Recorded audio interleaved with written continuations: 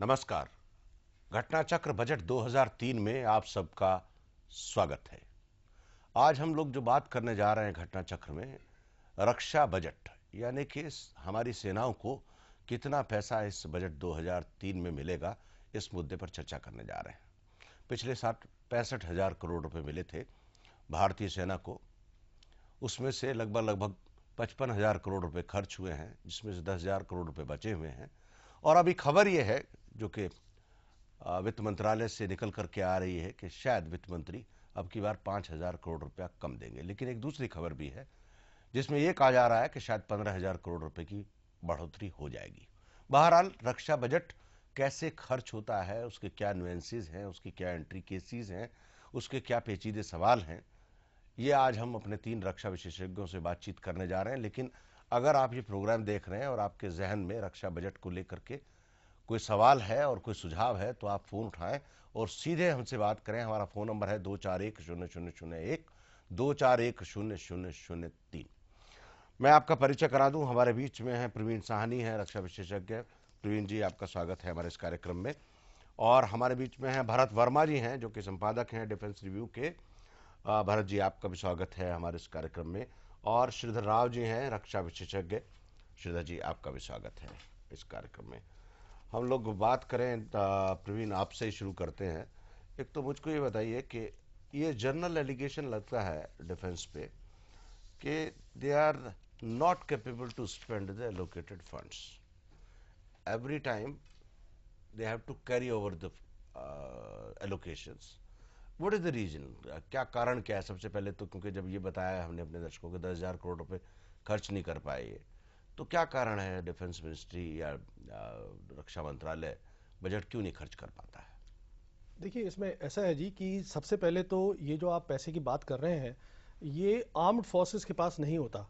ये नहीं होता कि जैसे बजट में दिखाया गया है, अभी जो आएंगी फिगर्स आएंगी कि इतनी रकम आर्मी को मिल गई, इतनी नेवी को मिल गई, और जिस तरीके से वो चाहें वैसे वो खर्च सकते हैं। ऐसा कुछ नहीं होता। अब मेन क्या होता है कि बजट के दो हिस्से होते हैं। एक होता है रेवेन्यू, एक होता है कैपिटल। ये ज़रूरी है थोड़ा सा इस पे थोड़ा सा हम फोकस करें। जी। रेवेन्यू बेसिकली होता है जिसमें कि आपका होता है पे एंड अलाउंसेज होते हैं, और उसके अंदर होता है कुछ मॉडर्नाइजेशन प्रोग्राम्स। कुछ मॉडर्नाइजेशन, उसकी वो लिमिट होती है कि साहब इतनी लिमिट है। अभी क्या किया है, पिछले साल सरकार ने क्या किया है कि थोड़ा सा जो चीफ्स हैं, जो 3 सर्विस के चीफ्स हैं, उनको फाइनेंशियल पास उनकी थोड़ी बढ़ा दी है। तो वो रेवेन्यू बजट के अंदर से कुछ मॉडर्नाइजेशन का पैसा खुद खर्च सकते हैं। पर मेन इशू क्या है कि जो कैपिटल बजट है, पहली बात तो ये आप मान के चलिए कि बजट फिगर्स जो होती हैं वो सैक्रोसेंट नहीं है। ऐसा नहीं है कि अगर सरकार ने कह दिया है कि साहब आर्मी को 10 रुपए मिलेंगे, नेवी को 8 मिलेंगे, तो वो इंटरचेंज नहीं हो सकती फिगर्स। ऐसा कुछ नहीं होता। ये सब बनाई जाती हैं, उस तरीके से खर्च नहीं होती हैं। अब मेन इशू है कैपिटल बजट का। कैपिटल बजट है जहां पर कि हम नई परचेजेस करते हैं। अब उस परचेजेस में आर्म्ड फोर्सेस का कोई हाथ ही नहीं होता है। आर्म्ड फोर्सेस बेसिकली अपनी टेक्निकल रिपोर्ट्स दे देती हैं। उसके बाद कई कंसिडरेशंस होती हैं। उसमें सरकार की कई बार पॉलिटिकल कंसिडरेशंस होती हैं जी। कि साहब अगर हम ये चीज़, ये एक पैकेज डील खरीद लेते हैं, तो उसमें हमें हिडन ये चीज़ मिल सकती है, जी। या ये सब होते हैं। तो उसमें आर्म्ड फोर्सेस का तो कंट्रोल ही नहीं है बिल्कुल बजट के ऊपर। जी, भरत जी, आप बताएंगे आपके हिसाब से क्या कारण है? सी, कोई भी वेपन सिस्टम खरीदने के लिए एक लीड टाइम बहुत जरूरी है। जी। अगर आप ओवरनाइट उसको परचेज करते हैं तो यू विल बी चीटेड। तो उसको नेगोशिएट करना, प्राइस उसका सही ढंग पे लाना, उसका ट्रायल करना अपने हर एक स्नो कैप्ड माउंटेन्स में, डेजर्ट में, जंगल में, वो चीज़ वो तापमान पे चल सकती हैं कि नहीं। तो it's a long drawn process, और वो आप सोच लीजिए 4 5 6 साल तक वो चल सकती है। जी।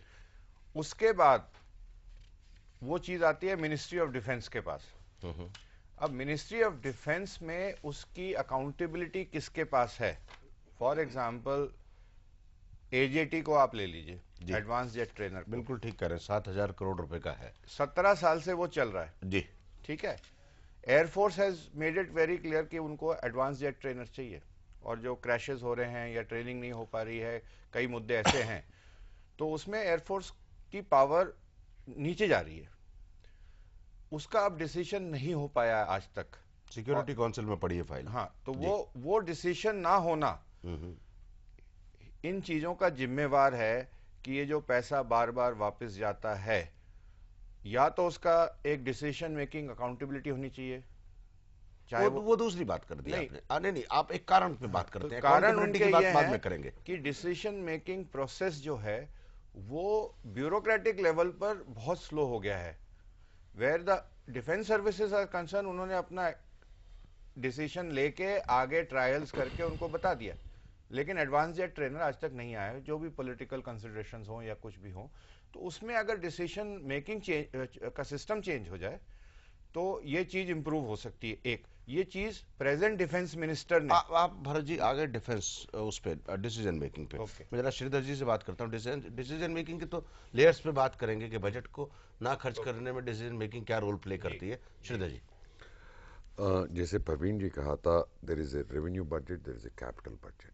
पिछले 50 साल का आप बजट देख लिए तो माने 1950 से लेके 2001 तक, पिछले 10 साल में माने 1991 टू 2001 पैसा कौन सी हेड ऑफ एक्सपेंडिचर में खर्च नहीं हुआ? स्टोर्स पे और डीआरडीओ पे। माने स्टोर्स आइटम रेवेन्यू एक्सपेंडिचर के ऊपर है, डीआरडीओ कैपिटल आउटले एक्सपेंडिचर। तो ये कहना उचित नहीं है that the armed forces are not able to not getting the needed support from the bureaucracy. I think we cannot isolate and pinpoint and एक जगह से बंद हो रहा है दूसरी जगह से नहीं हो रहा है. I think that's not an integrated approach has to be taken when we are talking about. दूसरी चीज़ ये है, आप आर्म फोर्सेस का स्टोर्स में क्यों खर्च नहीं हो रहा है? एक नया खिलौना देख लिया था, खिलौना मैं ऐसे ही बोल रहा हूँ, न्यू वेपन सिस्टम को देख लिया और झट से हमको चाहिए। आप कोई भी प्लानिंग प्रोसेस को देख लिए तो what is your fundamental philosophy? You are a status quo power, inward looking country, no aggression should be committed. जो वेपन सिस्टम्स हम खरीद रहा है, this should be in relation with your neighbourhood and what you want to do in the next 5 years। और political leadership, ये श्रीधर जी बहुत बढ़िया बात की आपने। You have turned the whole. We should discuss this aspect. मैं फिर दोबारा आपके पास आऊँगा। मुझे प्रवीण जी बताइए कि आज पाकिस्तान, हमारा जो थ्रेट परसेप्शन है, बजट जब बनता है तो किस कंसिडरेशन, डिफेंस बजट जब हम बनाते हैं तो किस कंसिडरेशन से बनाते हैं? थ्रेट परसेप्शन से बनाते हैं, या इनहेरेंट नीड से बनाते हैं, या आप जो run of the mill kind activities हैं कंट्री में उनको मेंटेन करने के लिए बनाते हैं? What is the objective when you plan A military budget? देखिए, इसमें ऐसा है कि अगर बहुत मोटे मोटे तरीके से इसको देखा जाए, इसमें 3 स्टेप्स होते हैं जी। पहला स्टेप होता है जिसे हम कहते हैं पर्सपेक्टिव प्लानिंग। आपने अगले 5 साल का, 10 साल का, 15 साल का, नहीं, मैं दूसरी बात कर रहा हूं। मैं आप की बात का जवाब दे रहा हूं, आप मुझे 1 मिनट दें जी। पर्सपेक्टिव प्लानिंग में क्या होता है कि तीनों सर्विसेज अपने थ्रेट परसेप्शन सब बैठ के दे कम टू अ कंक्लूजन कि साहब हमको ये फलां चीज चाहिए, ये चाहिए, इस टाइम फ्रेम में चाहिए। प्रॉब्लम क्या होती है कि उसकी फाइनेंशियल अंडरपिनिंग नहीं होती। फाइनेंस मिनिस्ट्री ये नहीं कहती कभी भी कि हम साहब आपको उस साइकिल के अंदर 5 इयर्स के अंदर डिफेंस प्लान में हम आपको इतने पैसे देंगे। So everything boils down to a year to year approach, जिसमें कि इस साल का कितना पैसा है और उसको आप रोल ओवर नहीं कर सकते, उसकी भी बात चल रही है काफी। तो उसको आपने यशवंत सिन्हा जी ने किया था पिछले साल, रोल ओवर किया था। नहीं, देखिए ना मेरी बात बेसिक। सो जो आपकी लॉन्ग टर्म प्लानिंग है वो तो हुई नहीं जी, क्योंकि उसके वो कागज काम हो रहा है पर फाइनेंशियल अंडरपिनिंग नहीं है। अब एडहॉक अप्रोच है कि हर साल में ये खरीदना है, ये खरीदना है। उसमें क्या होता है कि देखिए, सुकोई 30 की डील इतनी तेज हमने करी है, मुझे अभी भी याद है एयर चीफ मार्शल कॉल थे, उन्होंने इनिशिएट करी और लेस देन अ ईयर्स टाइम सुकोई 30 की डील साइन भी हो गई, जबकि एजेटी जैसे ये बता रहे हैं बिल्कुल ठीक पिछले 18 साल से लटकी हुई है। सो इसमें थ्रेट परसेप्शन कुछ नहीं है, ये उस समय मैं जो बात जानना तो पता क्या हुआ प्रवीण जी, हम लोग सब, आप लोग सब विद्वान लोग हैं, मैं जो जानना चाह रहा था अपने दर्शक को, 1 मिनट भरत जी, मैं जो जानना चाह रहा था आपसे, मैं ये जानना चाह रहा था कि जब हम रक्षा बजट की बात करते हैं तो थ्रेट परसेप्शन लेवल उसमें कितना मैटर करता है? उसमें मैटर करता है, आप मान लीजिए 100%, हाँ। पर वो नीजक रिएक्शन होता है कि उनके पास, एक मिसाल देता हूं आपको, पाकिस्तान T-80 टैंक्स ले आया, हम जानते हैं हमारा अर्जुन कामयाब नहीं है, तो हम भागे, हम T-90 लेकर आ गए, ठीक है ना। पर ये नहीं कोई सोच रहा है कि ओवरऑल हमारा क्या होगा, हमारी टैंक की फिलॉसफी क्या होगी। तो थ्रेट परसेप्शन, इमीडिएट रिएक्शन होता है 100%। भारत जी, मैं ये नहीं जानता कि हिंदुस्तान का डिफेंस बजट किस तरह बनाया जाता है या क्या ऑब्जेक्टिव्स हैं, लेकिन मैं ये जरूर कहना चाहूंगा कि किस तरह बनना चाहिए। थ्रेट परसेप्शन की आपकी हॉस्टिलिटीज कितने फ्रंट्स में है, इंटरनल फ्रंट्स में क्या है, और आगे to be able to assess कि डेवलपिंग थ्रेट पोजीशंस क्या होंगी।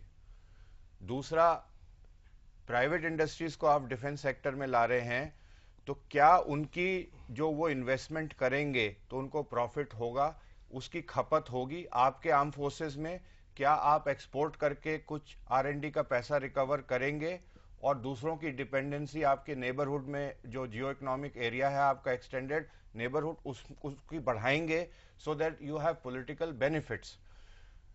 देन द फैक्टर्स इज कि आपको कौन से देश हथियार देने को तैयार हैं, आप कहां से। वो दूसरी बात पे आ गए। आपने बिल्कुल बहुत ठीक कहा, वो दूसरी श्रीधर जी। जो परवीन जी कह रहा था पर्सपेक्टिव प्लानिंग के बारे में, आपका एक पिछले 50 साल से एक ministry of defence annual report है, और उसको लेके पर्सपेक्टिव प्लानिंग जो फौज ने बनाया है उसमें कोई सिमिलैरिटी है, there is a commonality of approach. I think एक जितना तक मेरे को पता है उससे काफ़ी फ़र्क है जो एनुअल रिपोर्ट में आया है और जो 3 सर्विसेज बनाया था, उसमें से ज़मीन आसमान का फ़र्क है। 1 2 थ्रेट परसेप्शन, जैसे the political leadership comes after assessing from various quarters. माने जैसे हमारी पड़ोसी देशों से हुआ, पाकिस्तान से बात, पाकिस्तान या चाइना और even Bangladesh, there is a lot of points where you resolve the issue by a political process, diffuse the situation, than resorting to use of force or preparedness of the armed forces. आपके पास वक्त है तो मैं एक कहानी बता देता हूँ. Actually, this is an incident in early 90s during Narasimha Raw's time. The 3 services made a presentation to the defense minister, the finance minister, and the prime minister about the threat perception. After 1.5 hours presentation, the only question the prime minister asked is, are you by the presentation, it was quite obvious that the 3 services were having a forward-looking policy. The Prime Minister said only one thing: can you, with your existing resources, can you defend yourself against external aggression? The 3 service chiefs said yes. Then second, about the internal security. He said, you have to recalibrate your demands for the meeting the internal security threats. Please rework your defense budget and come back to me. That can happen again here, but मैं एक दोबारा से आऊँगा आप ही की बात पे कि जब फॉरवर्ड लुकिंग मिलिट्री की आप बात कर रहे हैं, नहीं फौज arm force are talking, whereas the political leadership is... वही मैं कर रहा हूँ. Are we talking in this regime or era a forward looking military or inward looking military? That is a subject. Or do we really need that kind of a money which is the generals are demanding, or will the government of India will give the money to us or not? और ये भी सवाल है श्रीधर जी कि 1 साल के budget का tenure जो है उसको लेकर के भी बहस चल रही है. Why not have a 3 years budget kind of a plan so that the military can plan the things? मैं आता हूँ श्रीधर जी, छोटे से ब्रेक के बाद लौट करके आऊँगा, लेकिन अगर आपके पास आपके जहन में कोई सवाल है तो आप फ़ोन उठाएं और सीधे हमसे बात करें. हमारा फ़ोन नंबर है 24100001, 241003. छोटे से ब्रेक के बाद.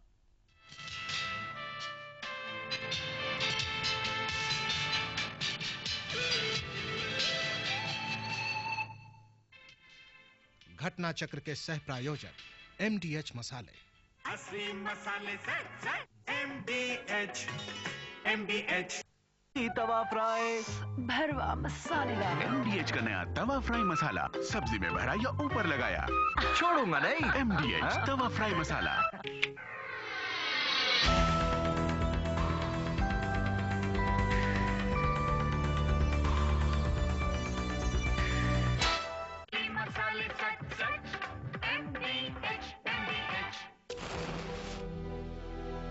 पेट्रोलियम कंजर्वेशन रिसर्च एसोसिएशन बताते हैं, दाल, चावल या मीट पकाने के लिए प्रेशर कुकर का इस्तेमाल करें। बर्नर्स की नियमित रूप से सफाई करें। गैस बचाएं।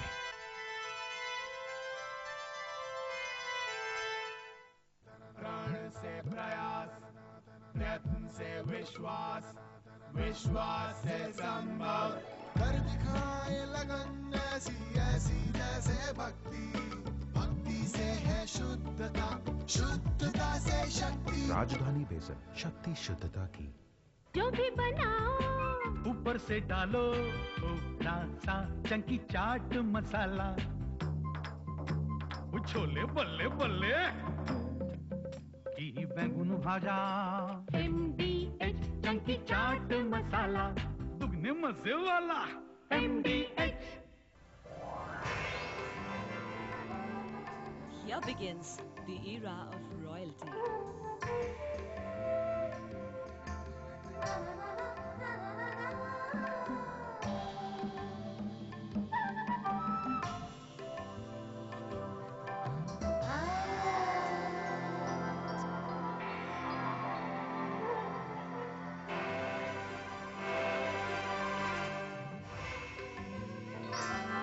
For designer clothing, of course. PP Design Estate from the house of PP Jewelers.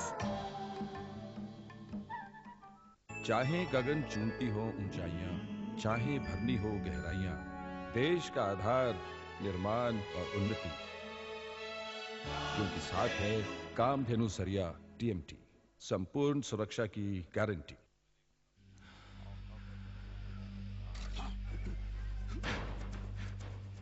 ये मेरे रास्ते, ये मेरी मंजिलें, जुदा है मेरे कदम, जिंदगी एक दौड़ है, मेरी मंजिलें कुछ और है। आजाद की बाजी खेल जाए,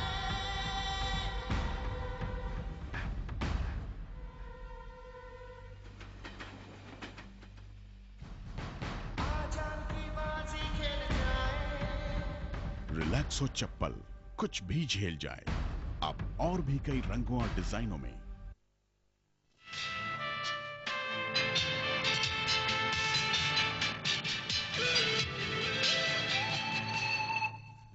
घटना चक्र में आप सबका एक बार फिर से स्वागत है। हम रक्षा बजट 2003 पर बात कर रहे हैं। बातचीत में हमारे साथ शामिल हैं प्रवीण साहनी साहब, श्रीधर जी और भरत वर्मा जी। लेकिन अगर आपके जहन में कोई सवाल है तो आप फोन उठाएं और जसवंत सिंह जी के नाम अपना संदेश जरूर जैन टीवी के माध्यम से प्रसारित करें। हमने एक ईमेल बनवाया है आपके लिए, बजट 2003@jaintv.com, बजट 2003@jaintv.com, और हमारा फ़ोन है 24100001 24100003। इससे पहले कि हम लोग बातचीत का सिलसिला जारी करें, एक ईमेल हमारे पास आया है lieutenant colonel retired Pallav Desai साहब का, दिल्ली कैंट से। He says that he has raised 2 points. We will see through the graphic that as the aids for the disabled are very expensive, so 58% import duty is still very high. It is suggested that all items of personal use by disabled should be fully exempted from import duty. The constant attendance allowance for invalid soldiers should be increased from the present meager amount of ₹600. क्या कहेंगे प्रवीण इसके बारे में? इसका बिल्कुल साफ है जी। एक तो आप देखिएगा कि जो नए चीफ हैं जनरल विज का, ये जो उन्होंने अपनी प्रायोरिटीज दी हैं उसमें उन्होंने ये medical facilities specially for the ex service people और रिटायर्ड पीपल जो हैं उसको काफ़ी प्रायोरिटी दी है। दूसरी बात यह जो as far as the budget is concern, इसका बजट से कोई लेना देना नहीं है। देखिए जो पेंशन्स हैं, और ये सब पेंशन्स में आता है, that is no longer part of the defense budget, that is separate from the defense budget. Okay तो ये तो बहुत पॉजिटिव स्टेप है, होना चाहिए बिल्कुल। बिल्कुल ठीक कहा, लेकिन हम लोग प्रवीण जी फिर उसी मुद्दे पे चलते हैं।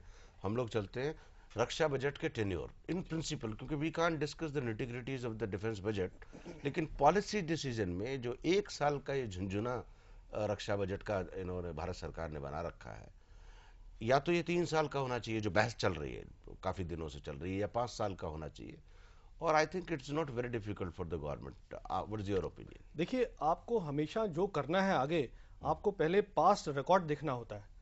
8th प्लान पूरा 5 साल का डिफेंस प्लान, पैसे ही नहीं मिले। 9th प्लान लास्ट ईयर पैसे मिले, 5वें साल में मिले।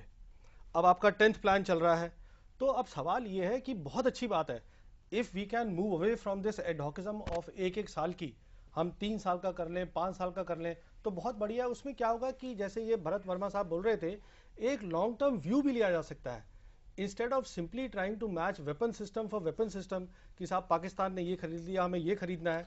We can actually analyse our threat perception in the short term, medium term, long term, precisely what he was saying, that is only possible. आप 3 साल का करिए, 5 साल का करिए, बजट को अगले साल में जाने दीजिए।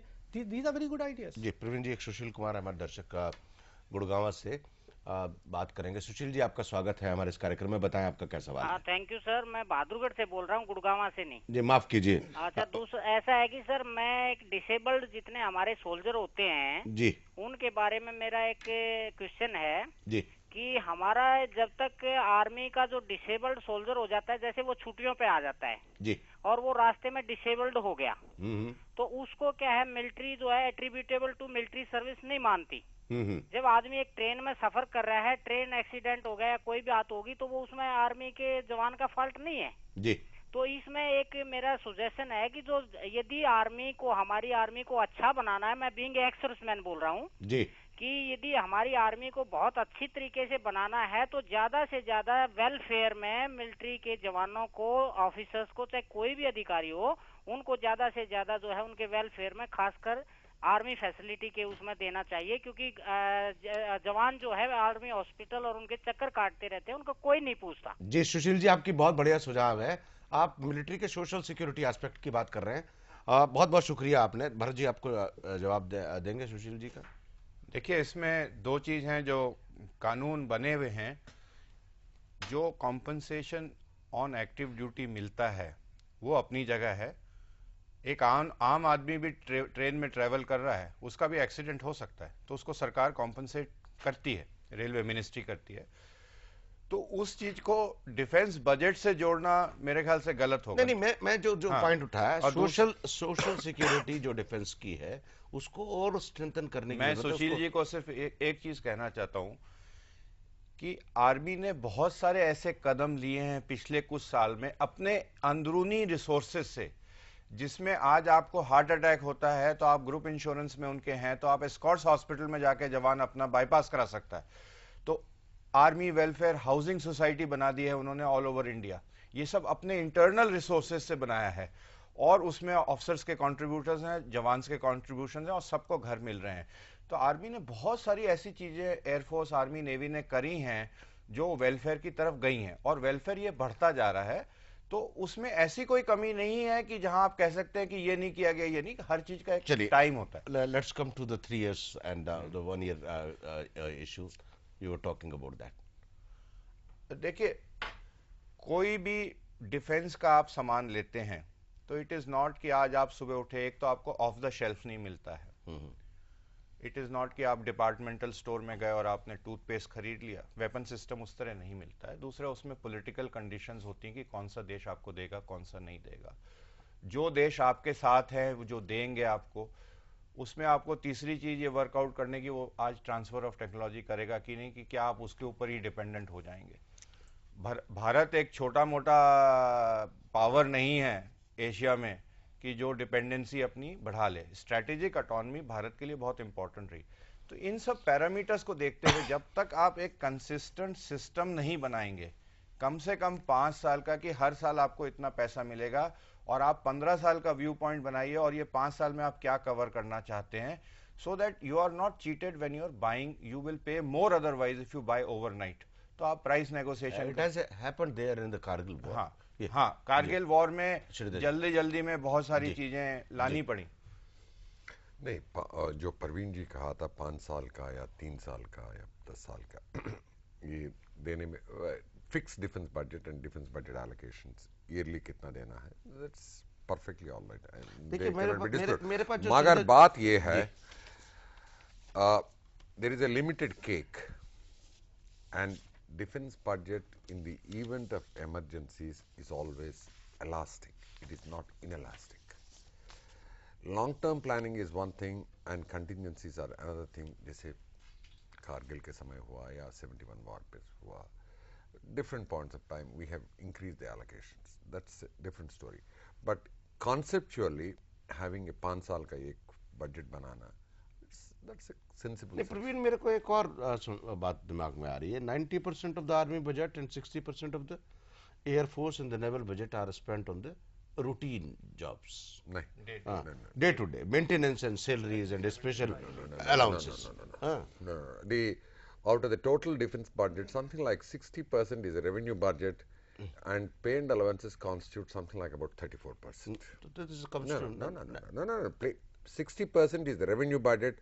From the 60%, 34% constitute the pay and allowances. Okay, चलो let's not go on to the whole intricacies, but मुझको जो लगता है, I'm not the defense expert, but there is a suggestion which has come that अगर हमको arms purchase करना है तो जो कैपिटल एक्सपेंडिचर है उसका एक डिफरेंट 5-year एलोकेशन हो जाए, rest of the budget can go yearly.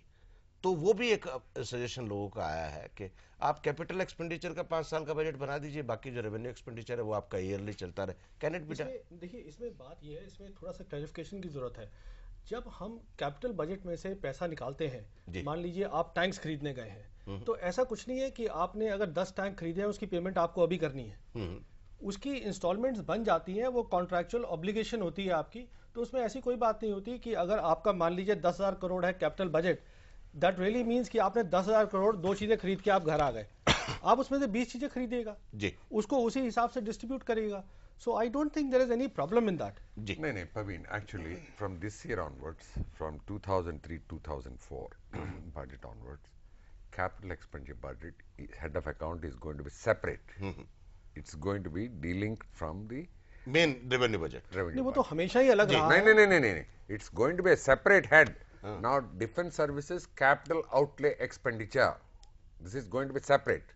It is not going to be part of the defense budget, the 3 services. This is the information you are sharing here. No, sharing. Yeah. And the Bharat, is it there in the line? No, you see, it's already like Praveen is saying, it is already a separate head. Now, what Sridhar is saying is, it will further become highlighted as a separate. The point is, वो मुद्दा क्या solve कर रहा है? मेरा point ये है कि वो आप सेपरेट कर लीजिए, उसको आप एक इंक में लिख दीजिए, 2 कलर इंक में अलग अलग लिख दीजिए। How are you going to operate? That is the crucial question. Are you going to operate on 5-yearly basis or 3-yearly basis so that military can have long-term perspectives? That is the crucial area. Bharatji, actually, once we delink the capital outlay expenditure from as a separate head of account, the next step is having a 5-year plan. No, but why next step? Why not? Let's see.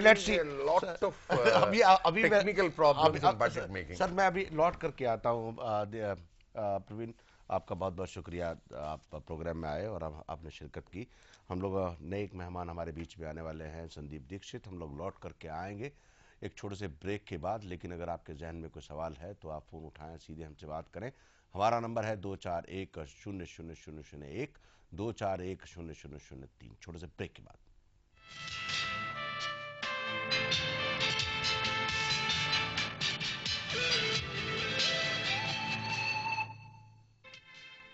घटना चक्र के सह प्रायोजक MDH मसाले। असली मसाले सच MDH मसाले सच MDH।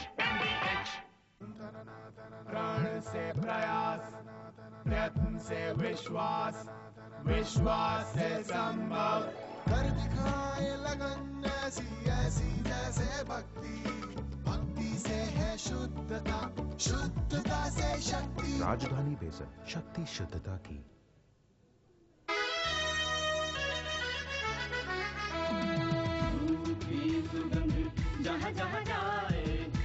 सच में वहाँ खुशियों के आए। हरी वर्षा धूप सच सच MDH MDH। प्रण से प्रयास, प्रयत्न से विश्वास, विश्वास से संभव। कर दिखाए लगन ऐसी ऐसी जैसे भक्ति, भक्ति से है शुद्धता, शुद्धता से शक्ति। राजधानी बेसन, शक्ति शुद्धता की। नए पाउच में बने MDH मसाले जो सबके पसंद। MDH MDH MDH। दाम वाजबी, क्वालिटी वही, एकदम सही। असली मसाले सच सच MDH। हल्दी मिर्च धनिया पाउच में। सेलिना की अदाएं करें सबको दीवाना। My beauty is my hair। कैसे? क्या आप जानना चाहते हैं? बालों की सही देखभाल के लिए सही शैम्पू इस्तेमाल करना बहुत जरूरी है। आंवला शिकाकाई साधारण बालों के लिए, कोकोनट रूखे बालों के लिए, रोजमेरी डैंड्रफ के लिए। अब तो आप भी जान गए ना? Ayur herbal shampoo. मसाले सच सच MDH MDH। चाहे गगन चूमती हो ऊंचाइयां, चाहे भरनी हो गहराइयां, देश का आधार निर्माण और उन्नति, क्योंकि साथ है कामधेनु सरिया TMT, संपूर्ण सुरक्षा की गारंटी।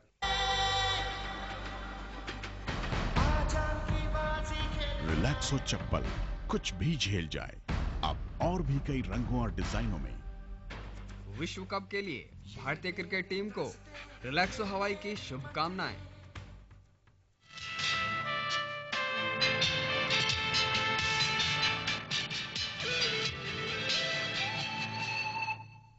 घटनाचक्र में आप सबका एक बार फिर से स्वागत है। हम लोग बजट 2003 में रक्षा बजट पर बात कर रहे हैं, लेकिन अगर आपके जहन में बजट 2003 को लेकर के कोई सवाल है और जसवंत सिंह जी के नाम आप खत लिखना चाहते हैं तो जैन टीवी के माध्यम से आप भेज सकते हैं। हमारा ईमेल है budget2003@jntv.com और आप कोई सवाल करना चाहते हैं तो फ़ोन उठाएं, सीधे हमसे बात करें। हमारा नंबर है 241001 241003।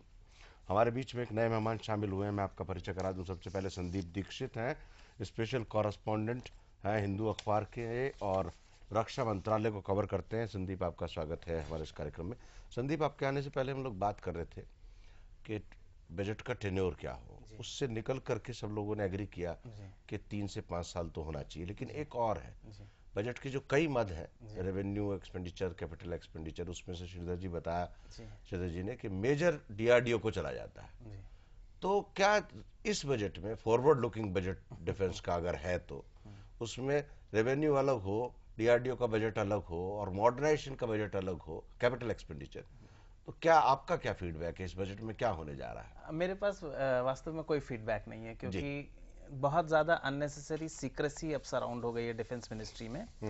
पिछले साल 65, इस साल बल्कि इस वित्त वर्ष में 65,000 करोड़ का बजट था, जो कि ना पार्लियामेंट में डिस्कस हुआ ना कहीं डिस्कस हुआ। यानी 25% प्लान एक्सपेंडिचर का जो बजट था उसकी सार्वजनिक तौर पे बहस ही नहीं हुई। और कल मेरे ख्याल से पहली बार डॉक्टर मनमोहन सिंह, जो कि भूतपूर्व वित्त मंत्री थे, उन्होंने राज्यसभा में इस बात को उठाया और बताया कि ये पूरा का पूरा जो एक्विजिशन प्रोसेस है और डिफेंस बजटिंग है, ये केओस में है। इसके बारे में ना हमें पता लगता है ना बताया जाता है। तो इसके बारे में हम लोग सब अनुमान लगा सकते हैं। श्रीधर जी जुड़े हुए हैं इस प्लानिंग प्रोसेस में, तो उनके पास शायद थोड़ा ज्यादा इन्फॉर्मेशन होगी। श्रीधर जी, चलिए आप ही के पास आता है, लेकिन एक मिनट, राजेश है दिल्ली से व्यूअर, उनसे बात करते हैं। राजेश, आपका स्वागत है, बताएं आपका क्या सवाल है? नमस्कार सर। नमस्कार सर, मेरा क्वेश्चन ये है, जैसे मिनिस्ट्री ऑफ डिफेंस हमारे यहाँ है जी, तो उसकी जगह मिनिस्ट्री ऑफ ऑफेंस हो तो क्या हमें इतना खर्चा चाहिए होगा? अच्छा सवाल है, बहुत बहुत शुक्रिया आपका, आपने प्रोग्राम में शिरकत की और सवाल किया, मिनिस्ट्री ऑफ ऑफेंस की बात की है। श्रीधर जी, एक मिनट सर, एक मिस्टर प्रसाद है लखनऊ से, उनकी बात सुनते हैं। प्रसाद साहब, आपका स्वागत है, बताएं आपका क्या सवाल है? सवाल ये है जी, फौज में छुट्टी is not a right, is a privilege. जी. And one can be called, you are on 24-hour duty. Yeah. Whether you are traveling or whether you are on leave or whether you are on the front. Yeah. Why then, if there is a injury or something, why on leave or while traveling it should not be considered part of the duty? Okay, thank you Prasad साहब, आपका बहुत बहुत शुक्रिया। दोनों सवालों का जवाब देने की कोशिश करेंगे। जी श्रीधर जी, हम लोग मूल मुद्दे पे थे। जो दीक्षित जी का सवाल है या दीक्षित जी का सवाल है, उसके उस पे आते हैं। नहीं, इसका सीक्रेसी कुछ नहीं है। एक डिफेंस बजट के भी ऊपर चर्चा करना है तो आप कंसल्टेटिव कमिटीज का रिपोर्ट्स है, कंट्रोलर एंड ऑडिटर जनरल का रिपोर्ट्स है, काफ़ी रिपोर्ट्स है। I think in this part of the world, India is one of the most open societies as far as the defense budget is concerned. Second point I would like to say is that we are opening up, and I think the last 1 year, पिछले साल जो हुआ है मार्च में, उसकी वजह से थोड़ा सा असर पड़ा है in terms of public debate. मगर I think now the amount of information that's coming out in the last 30 years about the defense services, and Bharatji being the editor of IDR, how much in the beginning he was finding it difficult, now how much more people are writing or talking about it. I think there is a sea change. जो qualitative change हम budget में ले आना चाहते हैं, उसके लिए आपको जरूरत है, there is a long legal process, means financial bill has to be amended. और इसमें डिफेंस सर्विस एस्टिमेट्स है, मिनिस्ट्री ऑफ डिफेंस बजट है जी, और आपको अभी पेंशन का बजट है. You know there are different components are in different directions pulling the whole expenditure. नहीं देखिए, ये तो करेंगे श्रीधर जी। जो मेरा सवाल था, rationalisation of the Indian finance bill is required urgently. मैं आपसे ये कह रहा था, I agree with that, but उसके आगे हम ये बता रहे हैं कि हमारा जो है पूरा स्ट्रेटेजिक प्लानिंग का कोलैप्स रहा है डिफेंस में. कभी भी पहले भी हमने नहीं किया था और आज भी हम नहीं करते. कब अगर हम देखें डिफेंस का बजट कब बढ़ा, सबसे ज्यादा बढ़ा 1962-63 में, जिसके बारे में हुआ जी. 1971 के बाद थोड़ा बहुत बढ़ा, 1990 में IMF की कंडीशनैलिटी आई, उसकी वजह से हो गया. इस सरकार की एक तो शुरुआत में थोड़ी सी ओवर एक्टिविज्म रही, कारगिल का युद्ध रहा, 11 की सिचुएशन रही, जिसमें कि भारत को लगता है कि उसका थोड़ा ज्यादा बड़ा होगा. उसकी वजह से ज्यादा पैसा दिया गया और ज्यादा इच्छाएं और मंशाएं हुई, किंतु राजनीतिक स्तर पे फैसले नहीं लिए जा पाए. जी बिल्कुल ठीक है. नहीं चाकी साहब, जो दीक्षित जी उनसे सम्मत हूं, मगर हम एक कंपीटिंग डिमांड्स, आपके पास टोटल रिसोर्स केक है, वो लिमिटेड है. किस साल पे हमारा, कुछ सालों में जब हमारा पास ज़्यादा पैसा है, you have given depending upon the priorities the way political leadership sees among the competing demands that come from different quarters. कुछ सालों में ज़्यादा मिल गया, कुछ सालों में कम मिल गया, मगर we never crossed the Lakshmana Rekha called 3% of the national domestic product. या हम लोग एक मिनट, अमरजीत सिंह है गुड़गांव से, वो सवाल करना चाहते हैं. अमरजीत सिंह जी, आपका स्वागत है हमारे इस कार्यक्रम में. बताएं आपका क्या सवाल है. ऐसे अभी मैं अमरजीत सिंह बोल रहा हूँ जी. ऐसे अभी during the course of discussion ये बात उठी थी कि भाई पाकिस्तान ने ये चीज खरीदी तो हमने अर्जुन टैंक बनाए, वो नहीं चले तो हमने जल्दी में हमारा देश काफी बड़ा देश है, हमें जो है लीड करना है इस एरिया को, तो क्यों नहीं हमारी प्लानिंग ऐसी होती so that we will the leader of this area. हम लोगों को जब तक हम लोग अपने इस पॉइंट ऑफ व्यू से नहीं सोचेंगे तो हमारे तो कोई स्टैंड ही नहीं, कोई हमारी कोई वॉइस ही नहीं रहेगी. अमरजीत जी, आप फिर उसी मुद्दे पे आए जो संदीप जी ने कहा कि स्ट्रेटेजिक प्लानिंग की बात तो होनी चाहिए, तभी ये सब काम होगा. आपका बहुत बहुत शुक्रिया, आपने सवाल किया. मैं कोशिश करूंगा आपकी बात का जवाब मिले. भरत, आप क्या कहना चाहते हैं जो श्रीधर जी कह रहे हैं? देखिए, इस देश में हर एक चीज बहुत कॉम्प्लिकेटेड है और श्रीधर जी इसके चीज के सबूत हैं कि हर चीज कॉम्प्लिकेटेड है. अब उन सब चीजों को मैं भी जानता हूं, संदीप भी जानते हैं, आप भी जानते हैं. Point is how do we get over it. Where national security is concerned, उसमें कोई पार्टी का ABC का मतलब नहीं है. देश की सिक्योरिटी है. और जो आपके दर्शक अभी कह रहे थे, we are a major power in this country, in this subcontinent, in this region. जी. नो, सब कॉन्टिनेंट में तो हमारे बिना कोई चल ही नहीं सकता जी, वो तो हम मान के चलते हैं जी। लेकिन हमारा जो रोल है और जो आपकी थ्रेट परसेप्शंस हैं कि ईस्ट वेस्ट और सेंट्रल एशिया में आपका आतंकवाद से घिराव है, आपके दो फ्रंट्स वैसे ही हॉस्टाइल हैं, उसमें से कभी कोई कम हो जाता है कभी ज्यादा, तीसरा बांग्लादेश जो पाकिस्तान 2 बन रहा है वो बन ही रहा है आपके सामने, उसके रोज स्टेटमेंट्स आ रहे हैं। इंटरनल सिक्योरिटी में आप लगे हुए हैं, अगर आप कंसिस्टेंट प्लानिंग नहीं करेंगे, एक छोटी सी मिसाल है, आपकी इंटरनल सिक्योरिटी जारी रहेगी अगले 15 साल तक, ठीक है? तो क्या एयरफोर्स के पैरा कमांडोज, नेवल कमांडोज और आर्मी के कमांडोज की best weaponisation for internal security नहीं होनी चाहिए? जी। अगर होनी चाहिए तो उनको 5 साल 10 साल का अगर आप बजट नहीं दे रहे हैं तो वो उसको कंटिन्यूसली कैसे करेंगे? आप बोलते हैं कि आज कम हो गया, कल ज्यादा हो गया, तो ये धर्मशाला तो नहीं है दुनिया के लिए कि कोई भी यहाँ पर आ जाए और कुछ भी बोल बिल्कुल बिल्कुल ठीक कह रहे हैं भरत जी। मैं कोशिश करूंगा लौट करके आए और आप हमारे दर्शकों की कुछ बातों का जवाब दें जो सवाल किए हैं। एक छोटे से ब्रेक के बाद हम लोग लौट करके आएंगे और बजट 2003 पर, जिसमें रक्षा बजट पर बातचीत हो रही है, उस पर चर्चा कर रहे हैं। तब तक आप एक सवाल सोच सकते हैं और फ़ोन उठाकर बात कर सकते हैं। हमारा फ़ोन नंबर है 24100001, 24100003। हम लोग लौट करके आएंगे एक छोटे से ब्रेक के बाद।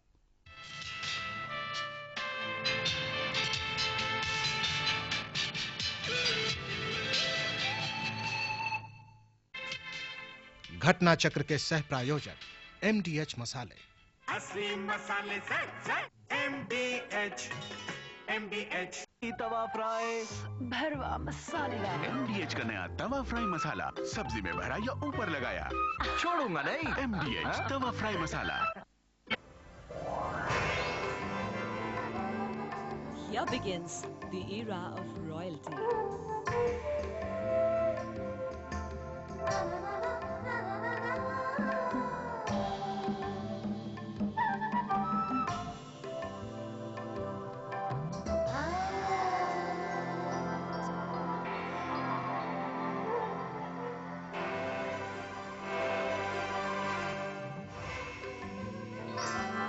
For designer clothing, of course. PP Design Estate from the house of PP Jewelers.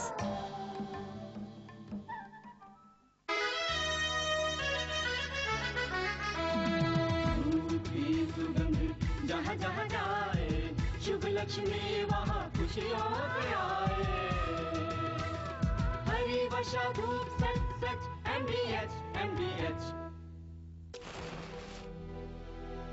Petroleum conservation association बताते हैं, दाल, चावल या मीट पकाने के लिए प्रेशर कुकर का इस्तेमाल करें।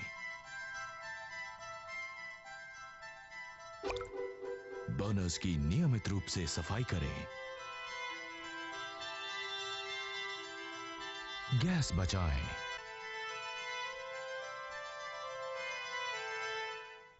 चाहे गगन चूमती हो ऊंचाइयां, चाहे भरनी हो गहराइयां, देश का आधार निर्माण और उन्नति, क्योंकि साथ है कामधेनु सरिया TMT, संपूर्ण सुरक्षा की गारंटी। ये मेरे रास्ते, ये मेरी मंजिलें, जुदा है मेरे कदम, जिंदगी एक दौड़ है, आजाद की बाजी खेल जाए, आजाद की बाजी खेल। रिलैक्सो चप्पल, कुछ भी झेल जाए। अब और भी कई रंगों और डिजाइनों में रिलैक्सो क्रिकेट धमाका। क्या है ये रिलैक्सो धमाका? रिलैक्सो का कोई भी जूता चप्पल कहीं से भी खरीदें, कूपन मांगे, स्क्रैच करें और जीते 1-1 लाख के 5 Relaxo gold cup, colour TV, transistor और लाखों नकद इनाम। तो जल्दी चलें और पूरे परिवार के लिए रिलैक्सो लाएं। इस उम्र में भी मेरे सारे के सारे दांत सुरक्षित थे।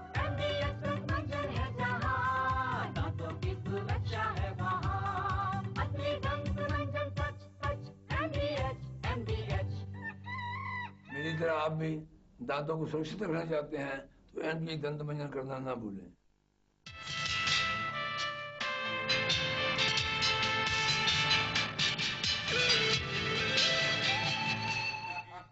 घटना चक्र में आप सबका एक बार फिर से स्वागत है।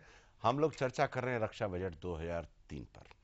बजट 2003 के प्रोग्राम के अंतर्गत बातचीत में हमारे साथ शामिल हैं संदीप दीक्षित, भरत वर्मा और श्रीधर जी।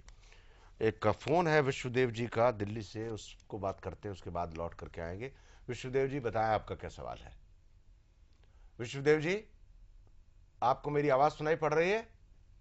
शायद फ़ोन कट गया है। बहरहाल हम लोग बातचीत के अंतिम चरण में हैं और सारी बातें छोड़ करके हम ये, क्योंकि व्यूअर जो देख रहा है वो ये चाहता है, एक तो इससे पहले भरत जी 2 सवालों का जवाब मुझे दे दीजिए।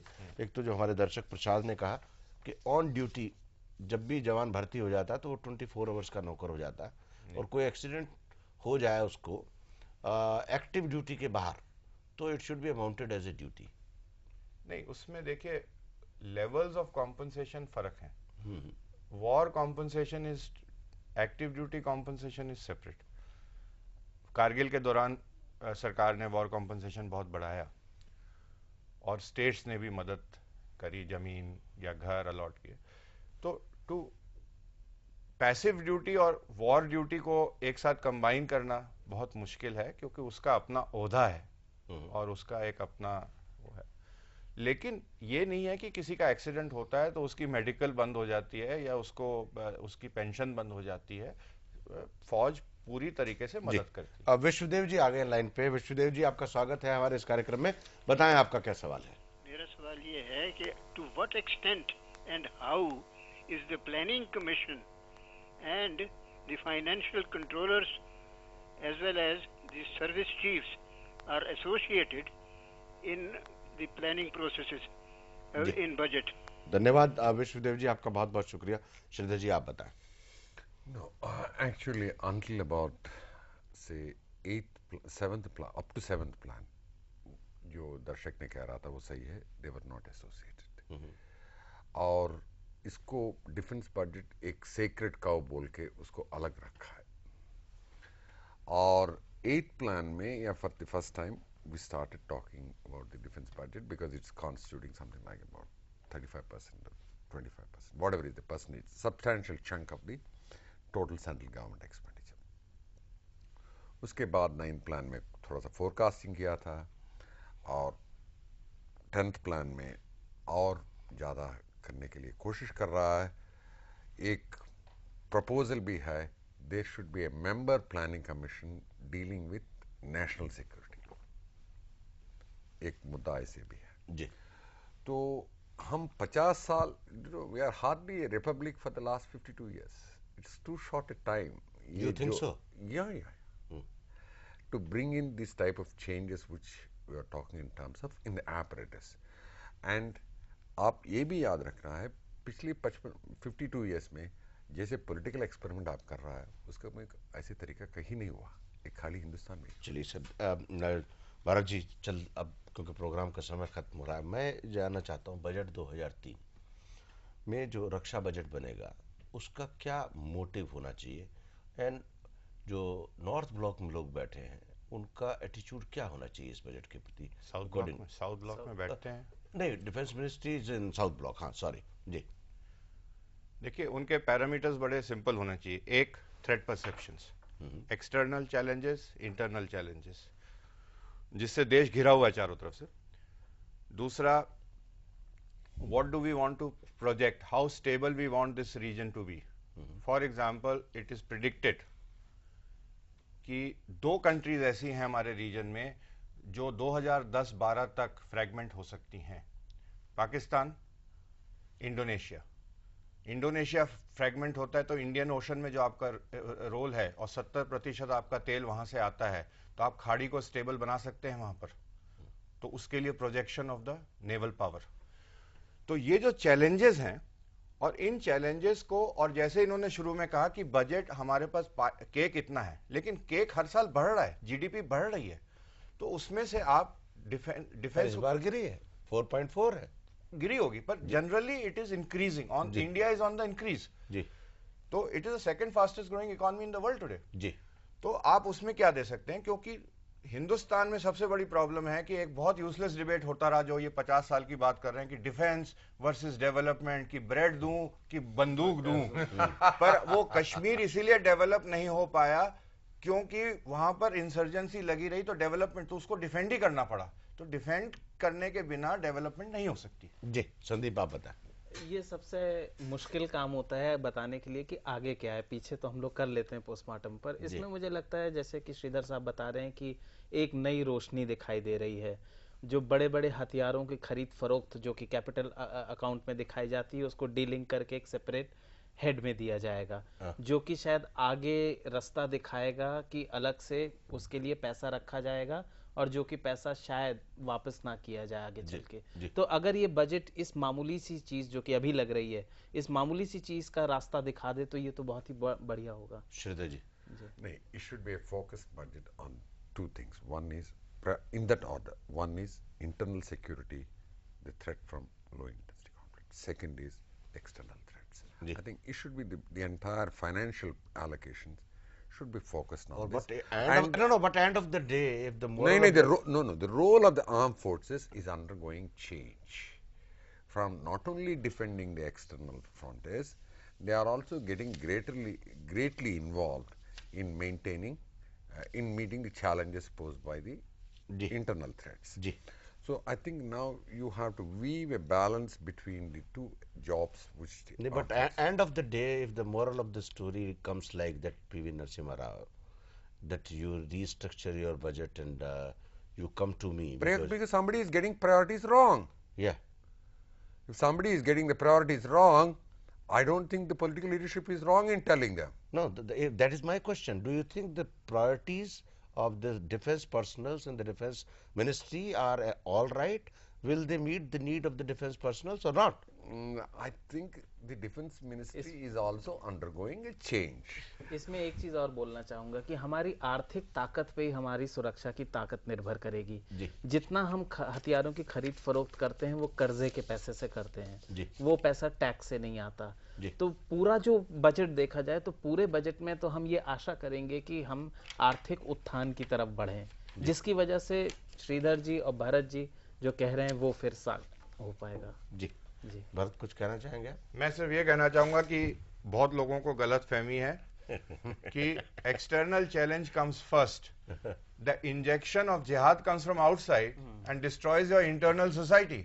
सो you have to start looking. अब काला पानी नहीं रहा, हिंदुस्तान के लोग सब जगह बसे हुए हैं, बाहर जा रहे हैं, काला पानी क्रॉस कर चुके हैं। We have to be an outward looking nation. How to stabilise this region with a view to secure ourselves, so we have to look out. जी धन्यवाद भरत जी, धन्यवाद श्रीधर जी और संदीप जी, आपका भी बहुत बहुत शुक्रिया। घटना चक्र का बजट रक्षा कार्यक्रम 2003 हम यहीं ख़त्म कर रहे हैं, लेकिन बजट 2003 लेकर के हम कल फिर आपके सामने हाजिर होंगे। अगर आपके जहन में कोई सवाल है तो आप हमें ईमेल कर सकते हैं, फैक्स कर सकते हैं। हमारा ईमेल है budget2003@jntv.com और हमारा फैक्स है 01161110014। हम कल फिर मिलेंगे घटना चक्र लेकर के, बजट 2003 लेकर के। तब तक के लिए धन्यवाद, नमस्कार, खुदा हाफिज़।